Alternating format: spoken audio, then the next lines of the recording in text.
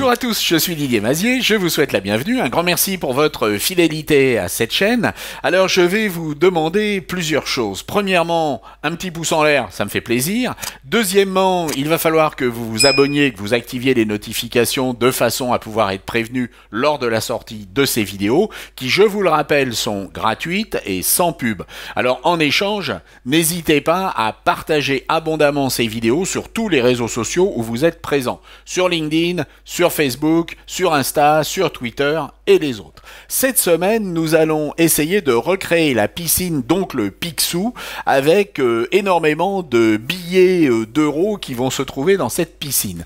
Pour cela, nous allons utiliser une fonctionnalité que vous ne connaissiez pas, en tout cas que moi je ne connaissais pas, qui est liée au remplissage. Alors mettons-nous au travail dès à présent. La première chose à faire est de disposer d'une image d'un billet de banque. Et c'est assez difficile à faire avec Photoshop parce que lorsque vous allez trouver des images sur Google par exemple et que vous allez les copier pour les coller dans Photoshop ou les ouvrir dans Photoshop, une boîte d'alerte vous empêchera de le faire car Photoshop a passé des accords avec les banques centrales de façon à éviter la création de fausses monnaies. J'ai quand même réussi à trouver sur Google cette image vectorielle. C'est miracle, avec cette image ça a fonctionné. Ensuite nous allons sélectionner notre billet de banque. Et avec ce billet de banque sélectionné, nous allons demander dans le menu édition à utiliser cette sélection comme motif. Passons maintenant à l'intégration de ce motif sur notre image de piscine. Ne faites pas attention au groupe 1, c'est à l'intérieur de celui-ci que j'ai placé le travail fini. Alors nous allons sélectionner ce personnage avec l'outil de votre choix et avec commande J sur Mac, CTRL J sur PC, nous allons placer notre personnage sur son propre calque. Entre ces deux calques, nous allons en créer un. Et c'est sur ce calque que nous allons effectuer un remplissage.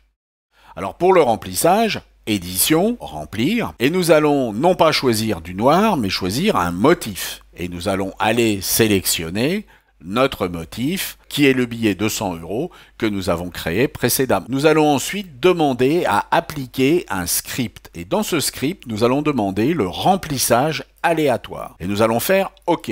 Une nouvelle boîte de dialogue va s'ouvrir et nous allons pouvoir régler les paramètres de notre remplissage. Ces paramètres vont bien entendu dépendre de ce que vous voulez faire et surtout de la taille initiale de votre motif. Nous allons maintenant ajouter un effet d'ombre portée à ces billets. Encore une fois, ici, le réglage va dépendre de la taille de vos billets et puis de l'image sur laquelle vous les appliquez. Nous allons maintenant créer un dégradé qui va réaliser un ombrage sur les billets pour être plus réaliste. Nous allons donc ici demander à ajouter un dégradé. Il va falloir que nous choisissions un dégradé par exemple dans les gris. Nous allons ensuite orienter ce dégradé pour qu'il corresponde à l'image sur laquelle nous allons le faire travailler. Et nous allons jouer bien entendu sur le mode de fusion. Alors on peut aller tout simplement sur une incrustation et vous voyez que nos billets vont être plus ou moins foncés en fonction de la partie dans laquelle ils se trouvent. Alors nous pouvons également jouer sur l'opacité de ce dégradé pour être plus réaliste. On peut également jouer sur l'ombre du personnage. Pour ce faire, récupérons la sélection de ce personnage, créons un nouveau calque en dessous et remplissons cette ombre avec du noir. Déplaçons ensuite cette ombre et jouons par exemple sur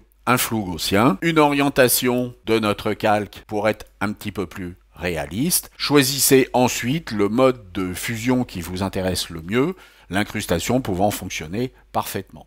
Nous pouvons également jouer sur l'opacité et nous avons maintenant l'ombre de notre plongeur. Évidemment, nous avons travaillé très vite, le résultat n'est pas parfait, c'est quelque chose comme toute création graphique qui va demander beaucoup plus de temps, mais vous avez compris le principe, il y a la possibilité avec le remplissage de pouvoir faire un remplissage aléatoire. Et c'est quelque chose de très intéressant qui, je l'espère, va vous donner des idées pour vos créations graphiques. Et puis je vous dis à la semaine prochaine. Au revoir.